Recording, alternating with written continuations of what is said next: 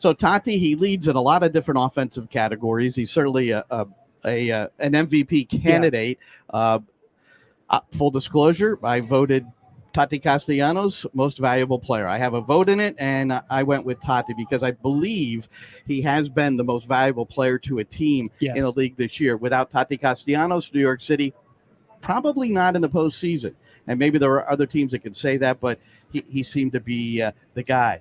Another guy I voted for an MLS award, he got my selection, Robert Sibiga, the MLS Referee of the Year. Now, Tati Castellanos, he also leads the league in fouls, so he keeps the referees very active, no question about it. Now, Robert Sibiga is with us here, but before I bring him on, there was a moment in a match not long ago, October the 24th, which has sidelined Robert ever since. And I want to show you this. It's Kim Moon Han of LAFC in a collision with Robert. Robert sent me the clip, and let's take a look at it here. And you can listen to some of the commentary. It's your guy as our Playing Minnesota column on the call. And there's Robert, unfortunately, after the collision. And it's really, when you see it, at the moment, it's Robert. Sorry, it's probably hard for you to watch, but we're going to get a closer look at it in a second as we let this run.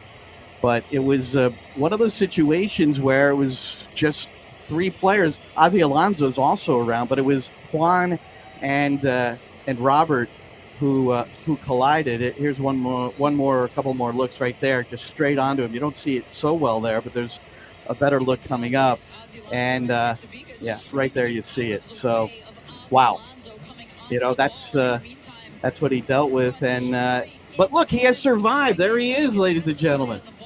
It's Robert Sibiga. Robert, do you remember it? Well, I do remember the moment of impact, and I do remember falling down as Ozzy slid in from behind and took my legs away. So I do remember that. And then it was basically lights out for a couple of seconds for me. What actually woke me up was the headsets that we wear with my crew. I've heard people started, like my members starting to yell, "Stop the game, stop the game, stop the game." Obviously, the danger was that until someone blows the whistle, the game goes on. And if the team scores a goal, you have to allow that goal. So that actually woke me up from being unconscious. That was the moment.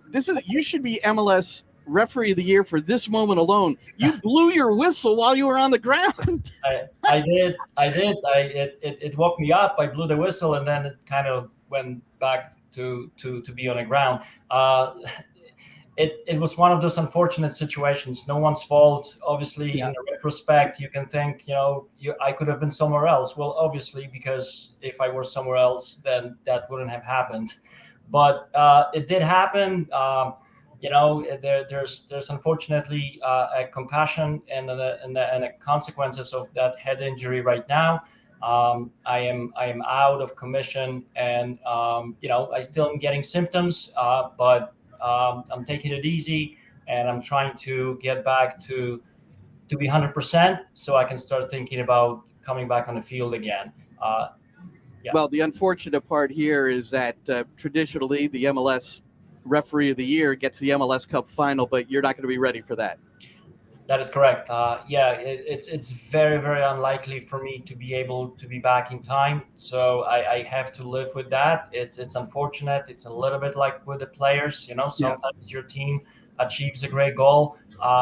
To bring Anton as a great example, right? One of the great players for New York City FC, and he's sidelined for many, many months. And I wish him all the best because I know him and I respect him from the field.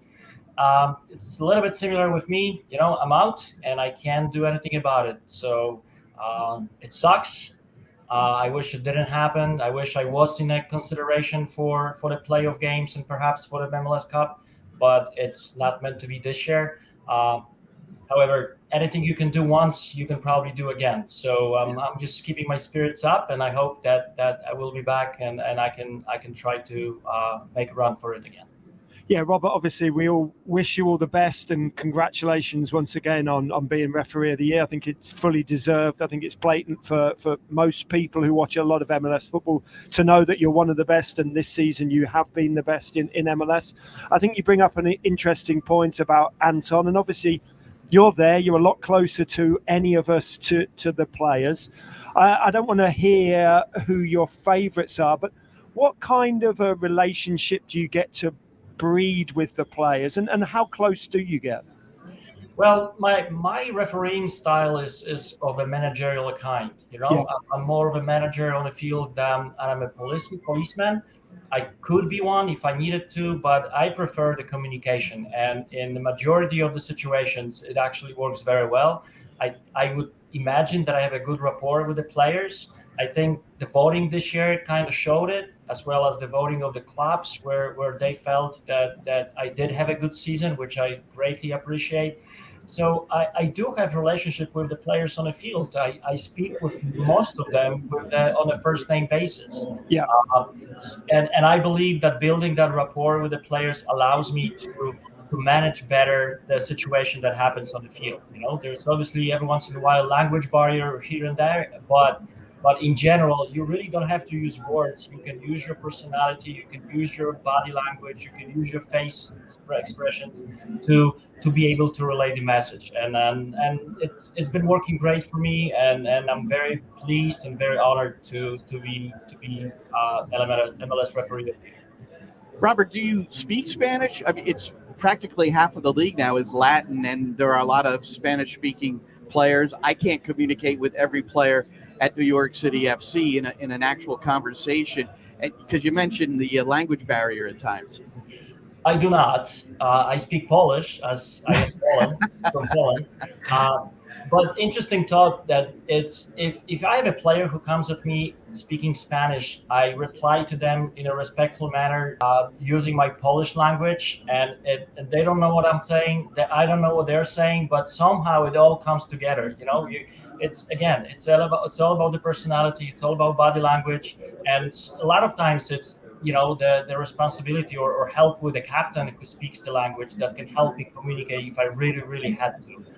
So overall, I wish I did speak Spanish. It would have definitely helped, but I'm doing okay on my own so far. So when you do a Philadelphia Union game, does the opponent think you're giving Shabilko all the calls? I don't know. There's quite a few Polish players in this league, and I'm very happy that they're doing well. I want this league to grow, and that includes bringing new talent, young talent who can up this league, make this league better. And some of them move back to Europe, like Przemysław Frankowski from Chicago. He moved to France, and he's doing so well. Adam Buksa just got called to the national team recently, and he's doing very well. So I'm very happy for the league that finds the talent, and the talent develops in the league. So whether they're Polish or not, I root for everybody. I am proud of being Polish. Yeah. I've yet to hear anyone claiming that I gave a call or didn't give a call to any of my Polish patriots. I know you wouldn't stoop to that. I know that. Robert Sibiga with us, the MLS Referee of the Year. What do you got next, Matty? Yeah, and Robert, obviously you're a big fan of football itself. Who's your team? What's your Polish team? Obviously, we know your national team, of course, but who did you follow as a kid? Yeah, well, with the national team, obviously all bets are off. Whether you're referee or not. Once they play, you root for them. I also root for USA because I am a dual citizen. So I have two teams that I really root for right now. Aside of that, I was, as a kid, I was a fan of my small, local team in Poland, Stalowa Wola. And since then, I really enjoyed just the game itself. I never had one team that I followed. I just like teams to be successful and the players to be successful. I get a lot of enjoyment out of that. So that's basically it. And these days I referee. I root for the third team on the field. So I always root for the officials. Robert, you grew up in Poland. You were playing there. You entered the States, if I recall, at about the age of 21. Continued to play, got injured, and then you started this referee thing. I'm wondering, as a youth player and a young adult, how did you treat the referees? Well, I was trying to stay away from them. I was trying to just mind my own business.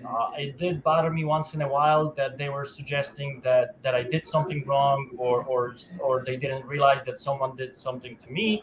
So in general, I was just trying to stay away from them.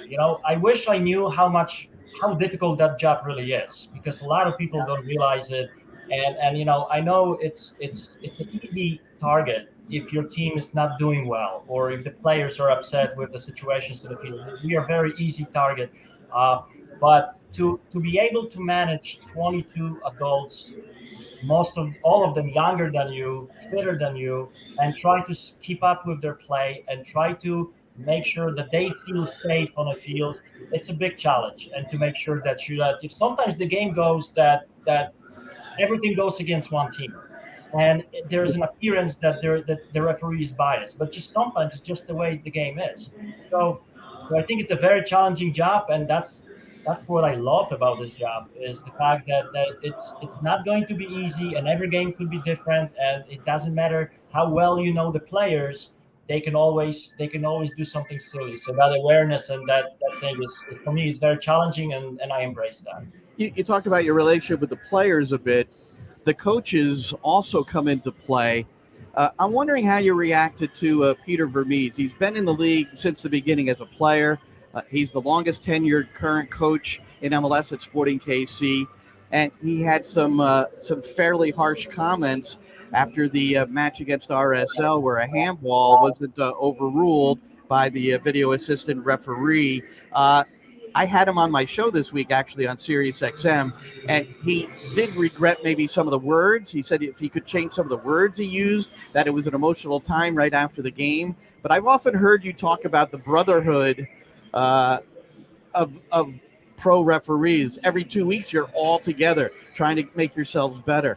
I'm wondering, just representing as the referee of the year, when you hear something like that, it's pretty powerful, that statement coming from Vermes.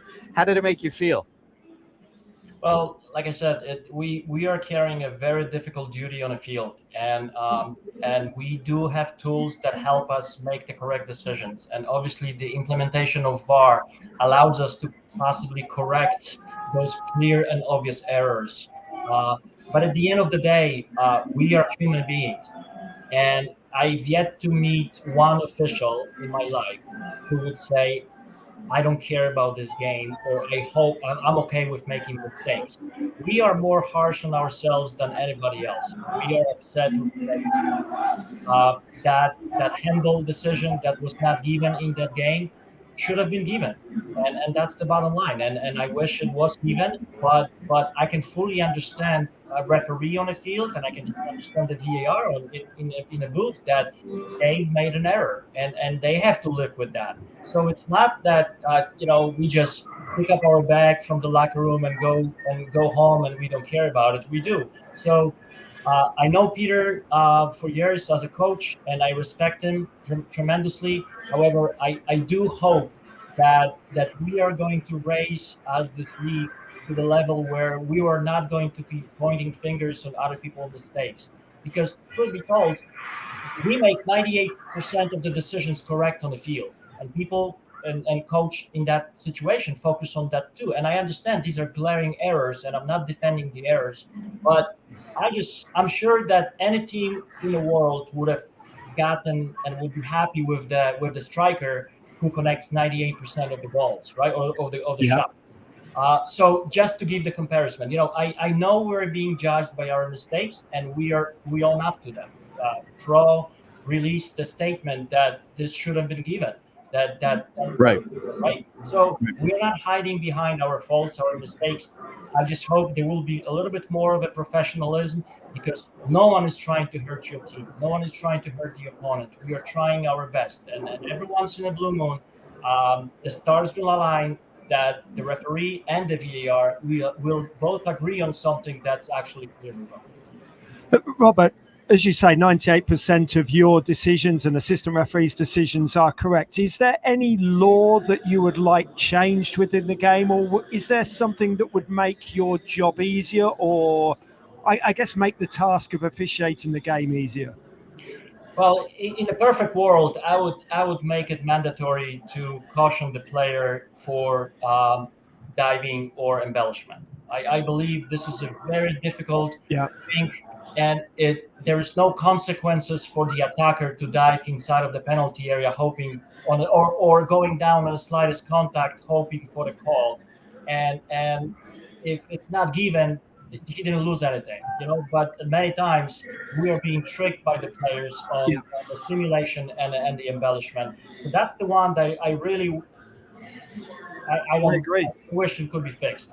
And obviously the one that I don't know how to fix, so I'm not claiming to know the answer, but the handball rule, right? Like no one people tell me a lot of times that they don't know what's a handball, what's not a handball anymore. And those rules are being changed every year to kind of adjust to try to make it more black or white or more obvious. But at the end, it's still up to the interpretation. And if we can somehow magically make it more black or white, that I think that would be helpful. Robert, one more question for me. Because you talked about players, and players make mistakes, and referees can make mistakes. And I wonder, Tati Castellanos, let's take Castellanos. He went 9 games without scoring a goal. Here's the Golden Boot winner. In the middle of the year, he went 9 games without scoring. That's a slump. Do referees get into slumps, do you think, where maybe you hesitate a little, or, well, I'll let you take it from here. But is that such a thing? Yeah, it happens. It happens, and for the referee, for someone like me, I think 80% of my officiating is my confidence. It's not cockiness, it's not overconfidence. It's just the real belief that what I'm doing is right and what I'm doing is correct. And it starts with your fitness. It starts with your positioning. Starts with going to the camps every 2 weeks and believing that this is what needs to be done in a certain situations. But sometimes you get unlucky. Sometimes you miss something that is a critical error, and it might affect the game. If your personality is strong, you try to move on and you try to get away from that. But if you have a couple of games in a row where something happens in your game, you lose your confidence. And once you lose your confidence, you start to second guessing yourself on a pitch, and that's very dangerous. That's the time where if you're hoping for a clean game. Now, there is no such thing as clean game. You're always going to have some mistakes, but you kind of compound that pressure on yourself, and losing confidence is very, very difficult once the referees experience that. Robert Sibiga, and where we first met, and I'm wearing a red hat today that says Scarlet Knights. We met at Rutgers. You were doing a men's game, and the Rutgers women are playing in the Sweet 16, and they're up 1-0 on Texas Christian University. Of course, I have it on the iPad here to my left. I was paying attention to you, Robert, but I do have the game on here. Look, what I know about Robert Sibiga, when I first met him, a gentleman, and the way he carries himself, and you kind of described it there, in a humble way on the field, but a confident way on the field. The game is never about Robert Sibiga when he referees, and it's one of the reasons I respect you so much, Robert. And you're a former player, and I think you treat the players in a manner that you'd like to be treated. So congratulations for the both of us, and thanks so much for joining us. And I'm so deeply disappointed for you that the concussion is probably going to keep you away from December 11th and the MLS Cup final. But you just have to come back and win the award again next year. Thank you very much. Thank you. I appreciate you guys inviting me and having me. Thank you for everything, and let's hope for the great playoffs this season. Okay, Robert. Thank you so much. Robert. Enjoy the games. Robert Sibiga, and wow, but he gives you a little insight as to why he's effective in the middle of the field.